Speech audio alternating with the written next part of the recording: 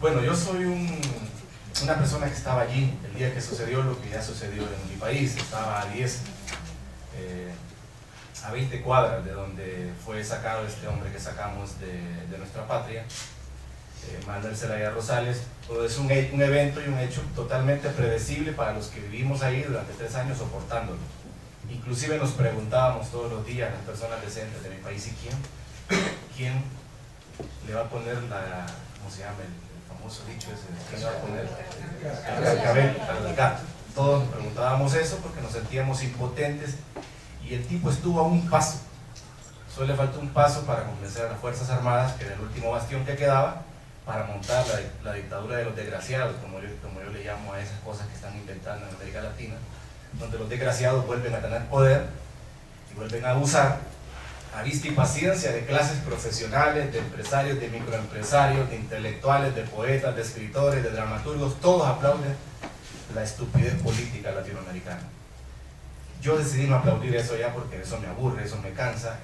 Tengo derecho a tener libertad de pensamiento, y ese derecho me lo he ganado escribiendo libros, que es lo que estaba haciendo en los últimos 15 años.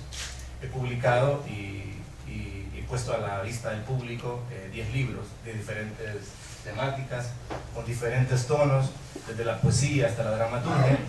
He vivido y sobrevivido en Honduras presentando obras teatrales populares, o sea que yo, además de escribir, transito por todo el país con 2 carros viejos, me llevo 7 actores y hacemos comedias en las plazas, hacemos muchas cosas divertidas en mi país. Somos personas muy felices, no ricas, pero sí somos personas muy felices, y al igual que yo hay mucha gente en mi país que es pobre y feliz.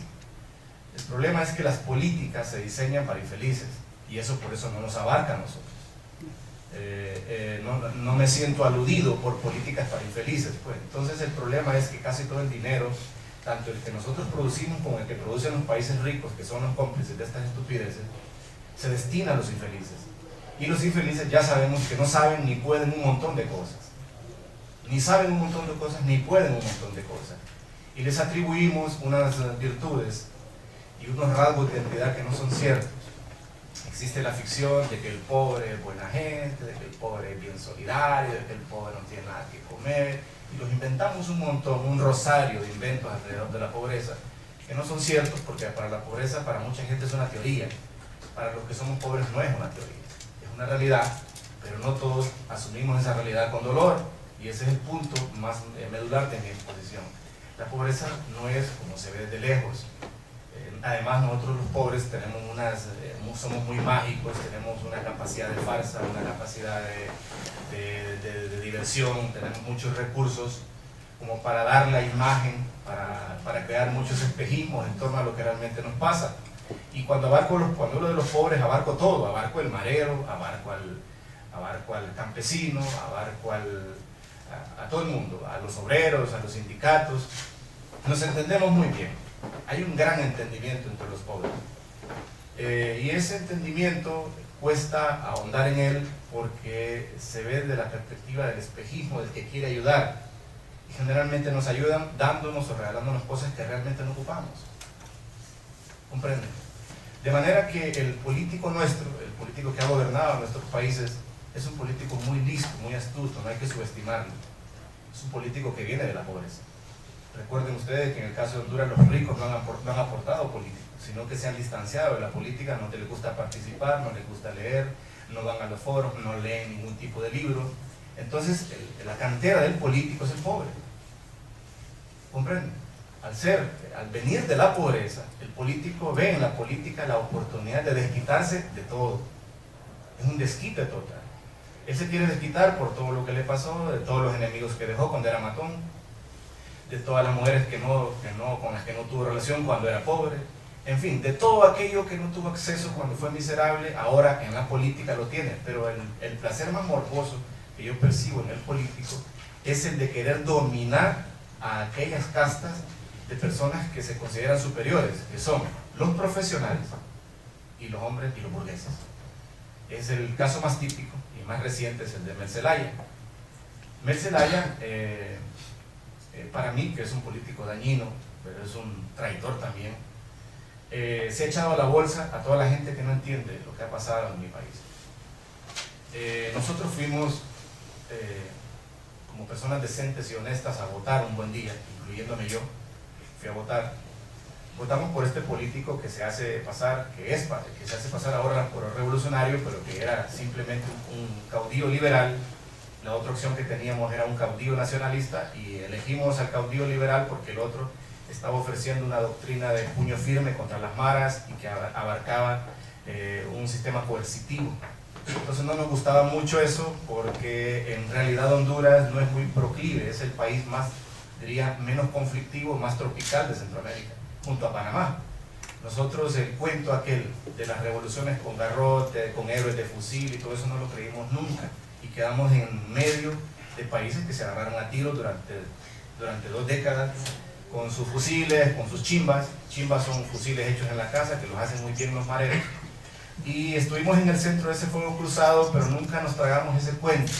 Hicimos la maniobra que había que hacer para frenar la pequeña fisión que surgió en mi país de una izquierda radical armada. Eso fue extinguido porque nadie le hizo caso. Entonces esa alegría, esa felicidad del hondureño por no afiliarse a esas metodologías de arrebato y de envidia hacia el que tiene, de arrebatar tierras que no son nuestras, de quitarle a los demás las cosas que les pertenecen, nosotros no le entramos a eso. Y ahí surge entonces Mel Zelaya, que es un político oportunista, muy sagaz, es un caudillo, es un hombre altamente mentiroso, y que cuando a los 2 años de estar en el poder da un viraje extremadamente descomunal y se declara revolucionario, y encima de eso revolucionario radical chavista. Nosotros creíamos que estaba bromeando, creíamos que era una broma de Tinelli. Pero en realidad el hombre estaba hablando tan en serio que inclusive el dinero transferido a mi país para el montaje de su proyecto obsesivo, tonto, abusivo, no le ajustaba. Es decir, el dinero que se transfirió a Honduras vía Venezuela, vía narcotráfico, y la misma captación de fondos del Estado vía impuestos no ajustaba. Así que el hombre no solo le apostó tanto a eso, sino que apostó sus propias tierras. Él es el principal terrateniente de la zona de Olancho. Estamos hablando de un departamento que casi le pertenece a él, lo heredó de su padre, Manuel Zelaya Viejo, y él es propietario. Invirtió y creyó tanto en ese proyecto que hipotecó sus tierras. Actualmente los documentos de propiedad legítimos de esas tierras están en poder de la banca, y ahí su odio a la banca, su obsesión por retornar es la obsesión por recuperar bienes. El interés del bienestar común y la democratización de nuestros países, eso no le interesa ni un bledo. También está el otro aspecto, que es el aspecto psicológico. Él se cree a sí mismo un hombre dotado, un mártir, un mesías que ha venido a salvar al país, y que se aboca a estas ideologías muertas y arruinadas para sacar de cuadritos a todo un país que un día decidió de mal humor. Hablamos con los militares que están ahora en el poder, son personas, además de buenas personas, son personas formadas, y les dijimos, agarren a ese hombre, sáquenlo de aquí y ya veremos lo que pasa. Y eso es lo que yo quería contarles, y bueno, dejo el espacio abierto para que sean ustedes los que pregunten.